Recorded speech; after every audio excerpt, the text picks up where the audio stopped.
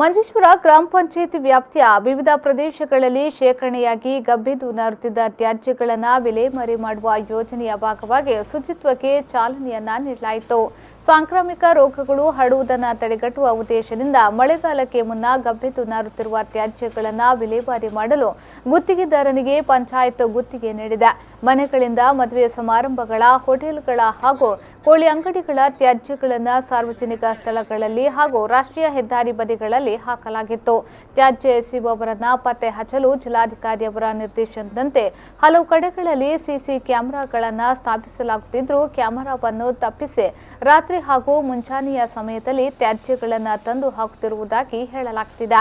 ತ್ಯಾಜ್ಯ ಎಸೆಯುವವರ ವಿರುದ್ಧ ಕಠಿಣ ಕ್ರಮಕ್ಕೆ ಮುಂದಾಗದೆ ಇಂತಹ ನೀಚ ಕೆಲಸದಿಂದ ತ್ಯಾಜ್ಯ ಎಸೆಯುವವರು ಹಿಂದೆ ಸರಿಯಲಾರರು ಎಂಬುದನ್ನು ಇಲ್ಲಿಯ ನಾಗರಿಕರ ಹೇಳಿಕೆ. ಅಂತೂ ಈಗ ಸದ್ಯಕ್ಕೆ ತ್ಯಾಜ್ಯ ವಿಲೇವಾರಿಯಾಗುತ್ತಿರುವುದು ಪರಿಸರವಾಸಿಗಳಿಗೆ ಅಲ್ಪ ಸಮಾಧಾನವನ್ನ ತಂದುಕೊಟ್ಟಿದೆ. ഒരാൾ നമുക്ക് എപ്പോഴും എടുത്ത് നാളെ നോക്കണം.